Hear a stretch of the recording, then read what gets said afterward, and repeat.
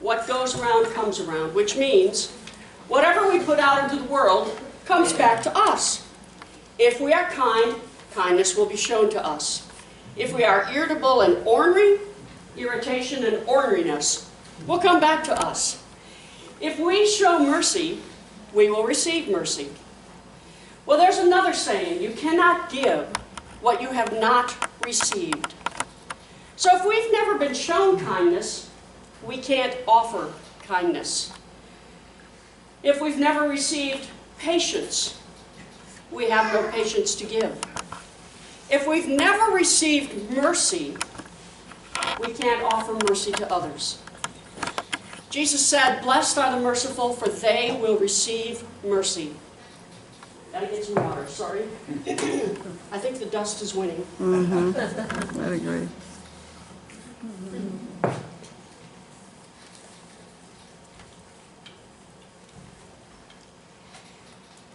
Now, as followers of Jesus, we want the happiness that comes from mercy to be ours. And all we have to do is show mercy to others and we'll experience mercy. All we have to do is be kind to others and we'll experience kindness. All we have to do is forgive someone else and we'll be forgiven. And that sounds really easy, doesn't it? The problem is, most of us don't have a whole lot of mercy, forgiveness, or kindness stored up. Which means a whole lot of us depend on others to fill us up with mercy, forgiveness, and kindness. Unfortunately, the people to whom we are looking for those qualities are usually running dry themselves. We want to be merciful, we want to be kind, we want to be forgiving, but too often our tanks are empty. And then we turn to somebody else to give some to us, and their tanks are empty. Most of us are too hurt, too tired, too apathetic, too lonely, or too angry to offer anything but fatigue, loneliness, apathy, and anger to others. The supply of mercy, kindness, and forgiveness that we all need does not come from other people. And if that's the only place we're looking to fill our tanks, we will never find enough of those things to fill us up. If we look to other people to fill us with mercy, kindness, and forgiveness, we will be disappointed. Now, the crowd listening to Jesus that day knew all of that, because they did not look to other people for kindness, mercy, and forgiveness. They lived in the real world of Roman rule, where mercy was not expected. They lived in the real world, where most of their friends, family members, and neighbors had experienced hunger and illness and death on a regular basis. They lived in a world where looking to others to fill them up with mercy, kindness, and forgiveness was a fool's errand. The people listening to Jesus that day were Jews who knew that the only place they would find mercy was from their God. God offered a perpetual supply of mercy to all the Jews of Israel, and especially to those around Capernaum, through the covenant made by Abraham that said, God said, "I will be your God, you will be my people." The Jews listening to Jesus that day knew that God offered them abundant mercy. They believed it and they accepted it.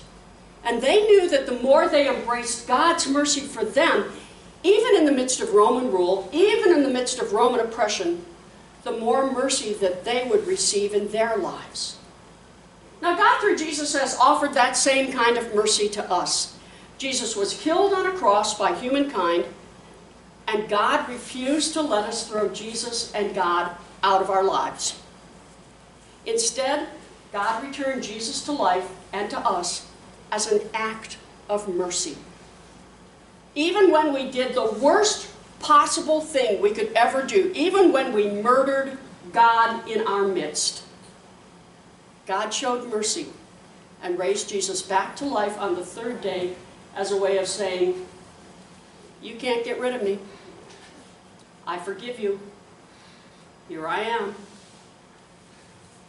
No matter how many times we continue to try to throw God out of our lives, no matter how many times we turn our back on God's love and God's mercy and God's grace, God still shows up and says, too bad, nice try, but I love you too much to let you go. I will show mercy. And rather than punish you, I will forgive you and fill you up with mercy. Even when we turn to God for mercy to offer to others, a lot of us refuse to accept God's mercy for ourselves. Instead, we hold on to guilt. Who else likes to hold on to guilt? The kind of guilt where we wake up about 2 in the morning and we go through the list of all of the things we've done that we cannot forgive ourselves for. Anybody else do that? Tell me I'm not the only one. No. Okay, thank you. Yes, we go through that list, and sometimes, just to make sure we're not going to forgive ourselves too easily, we add more things to the list. We accept nothing less than perfection from ourselves. We judge each other harshly. We refuse to accept God's mercy for things that we did in the past, things we regret, things we believe ought to condemn us to punishment. We want to be merciful, kind, and forgiving to others, but we don't let ourselves accept the mercy, forgiveness, and kindness that God has already granted to us. And remember, we can't give to others what we have not received for ourselves. So if we find ourselves judging others harshly, chances are we are judging ourselves pretty harshly. If we expect perfection from ourselves, chances are we really do expect perfection from others. We try not to show it. We try not to get upset. But the others know that they have disappointed us because they weren't perfect. If we can't forgive ourselves, chances are we hold, well, more than a few grudges toward others. If we cannot be kind to ourselves, we probably have trouble being kind to others. If we are merciful, kind, and forgiving of others in spite of running on fumes, chances are we are so disappointed and angry when somebody else doesn't return those things to us.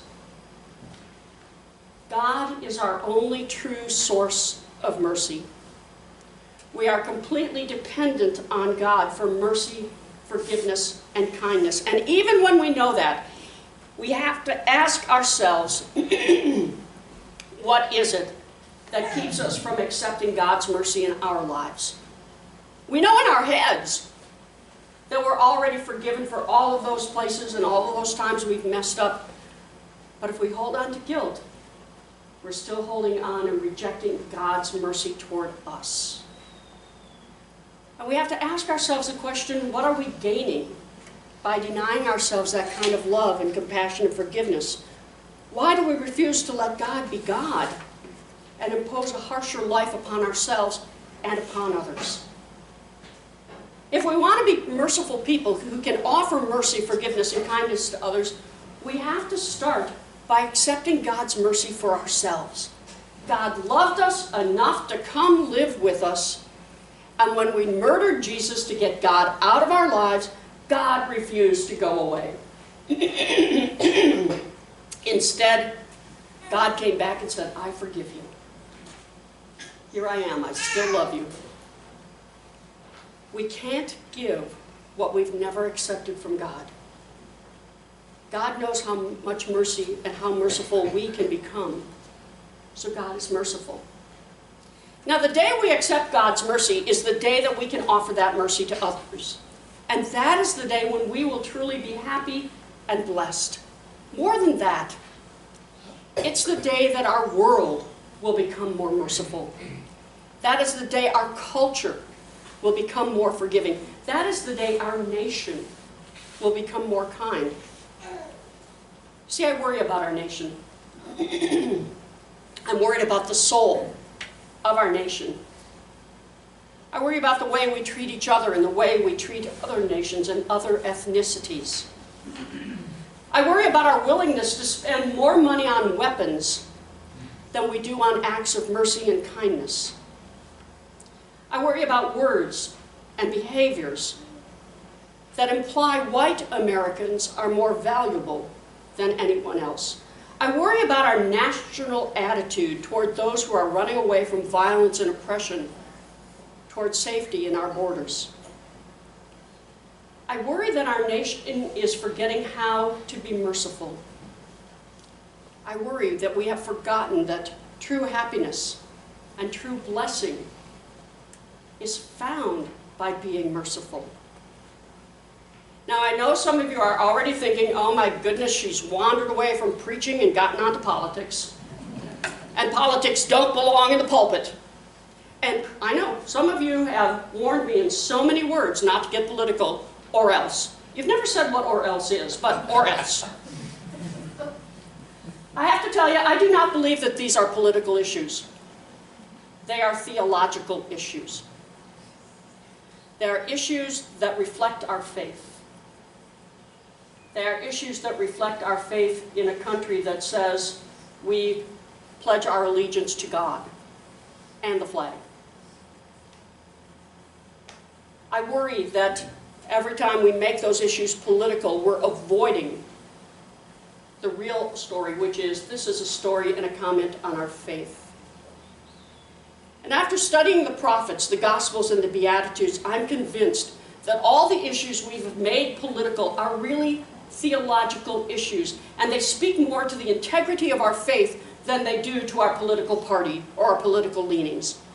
Because these are issues that Jesus spoke about in his time on earth. Jesus said, "Blessed are the merciful, for they will receive mercy." And he wasn't just talking to the crowd. Jesus was speaking to the Roman Empire and to the Jewish rulers of his day. He was speaking God's truth to power. Because, friends, what goes around comes around. If we show mercy, we will receive mercy. So perhaps if we could open our souls and our hearts and our lives to God's mercy, we would be able individually and collectively to show mercy to everyone else. And perhaps we'd all be just a bit happier and a whole lot more blessed. Amen.